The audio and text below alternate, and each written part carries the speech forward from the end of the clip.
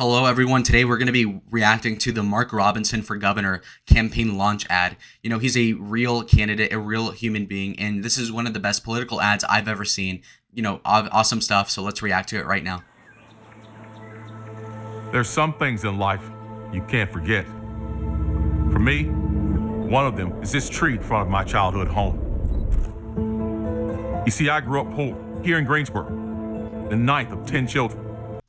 Okay, again, good optics. He's saying, I grew up here in Greensboro, basically 9 of 10 children. Again, big family. People just intrinsically can relate to that viscerally. They like it. They aspire to be in a big family. Again, very broke. You see these like swarthy black people, and then it's like, wow, these people probably had it rough, probably didn't smell so good in the picture. You have to imagine. So, yeah, no, the life is pretty bad, huh? We had no phone, no air conditioning, no car. What we did have... Felt it. No air conditioning, no car, no air conditioning, whatever. I mean, it's harsh. No phone. Imagine growing up under these circumstances, okay? He's a real human being. An alcoholic father who beat my mother. Despite all that, he was still my father. That's real. That is so real. He's an alcoholic. He beat my mother, but that was still my dad. Real. People respect that. Someone we counted on. When I was in the 5th grade, my father died. Real. You know how he says that with the baritone? Only a black person can really come off with that impression right there. That James Earl Jones, I don't know, man. It's like, holy. My mother had a choice. Kick her feet up, live off the government, or get a job. Let's go, welfare queen. My mom took her 5th grade education and walked across the street and got a job at a university. She cleaned up after other people's children to provide for her own. That's a hard line. That's great. That's a bar right there. She took care of other people's children to feed her own. That is a great line. She told me to dream.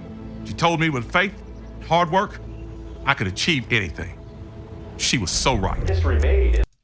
See the optimism and the glee that he said that with? She was so right. That was awesome. And you're telling me Mark Robinson won't win governorship in North Carolina, you freaking artards? Where? On Twitter? The election mafia?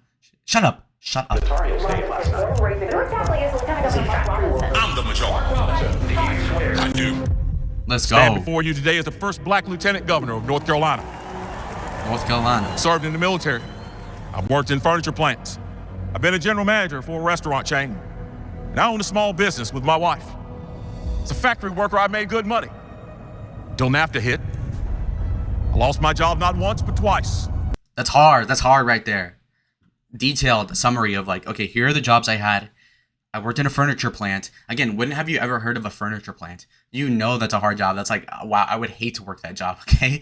Like, nobody grows up and says, I'm going to work in a furniture plant. Sounds awful, okay? And he's over here saying that NAFTA took his job. Now, how real is that? I don't know, but it sounds cool.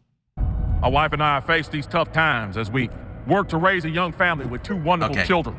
Like so many of you, we know the gnawing feeling you get from worrying about money. How it keeps you up at night as your children sleep. I've lost my car.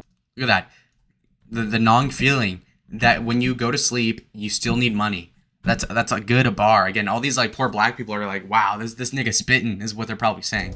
My home, I was forced into bankruptcy. Like you, I don't need a politician to tell me what to be worried about. It's obvious. We know the price of gas and groceries and childcare is outrageous. The way he says that too. Great. Too many children can't read on a grade level. That they've been failed by an education bureaucracy. Let's go. It's leaving them unprepared for life once they graduate. And sadly, we know our teachers aren't respected and aren't treated or paid as the professionals that they are. And again, that's good optics. Now, I disagree with this. I think women, Freudian slip. I think that teachers should be paid less. Fuck teachers. I hate teachers. But yeah, no, it's to say that, we're going to pay them. That's good because teachers and their unions can become a thorn in your side if you don't, basically assuage their fears of not getting paid enough. So you got to pretend and be like, I'm going to increase your funding. Now, once we get in power, we're going to defund them, screw them. But ultimately, we got to pretend to go with it. In Arizona, we had this problem with Red for Ed, which is this huge movement to increase pay of teachers by like 20%, which is insane. And basically, that really charges at the Democratic politics at the time.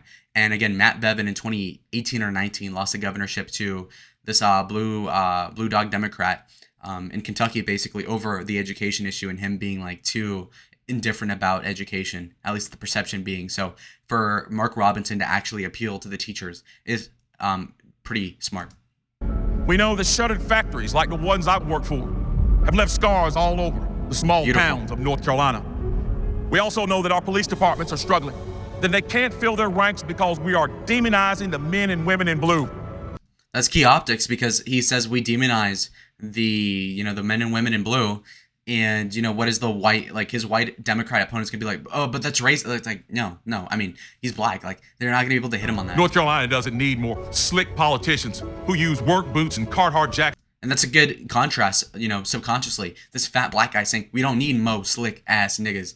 Real. Props and TV ads. They're just pretending to be one of us. True. You see, See, this guy looks like he lives in the hood. doesn't take an Ivy League education to understand the problems we're facing. What it takes is somebody with a backbone. Let's go. And a vision. Who cares about serving? Somebody with the backbone that'll eat the chicken bone. Instead of climbing the political ladder. I'm You're- running for governor because we can't deserve to climb be a ladder, represented sir. by someone who's actually lived like us. Someone who wants to serve. See not how rule. wholesome these pictures are? I don't care about the zip code you live in, the size of your paycheck, Okay. whether you're black, white, straight, or gay. Whoa. None of those things. Okay. I'm gonna say that he's optics cucking a little bit with the gay part. I'm gonna let that slide. That's probably like the one thing I'll ding him on. You probably don't have to mention the gay part to like appeal to voters, but again, it's a little tactical mistake. Okay. I'm not Should gonna nitpick. determine your future or your child's future. No one should have to choose between paying for medicine or making a trip to the grocery store. Let's go. And our streets should be safe, and so should Yeah. our schools. These issues shouldn't be Republican or Democrat issues. They should be the issues that transcend the gridlock of our capital. History teaches us anything. It's that Americans don't run from trouble. We run towards it. Let's go. Now it's our time to stand up and make history. John Bolton. So the kids who grew up in uncertainty like I did, they have a chance to succeed. And that they know that they live in North Carolina, a state where anything is possible. Look how cute that is. Someday you and I will be gone. And I don't want my family to see a picture of me and wonder why I didn't fight for them. That's so hard. That is so hard.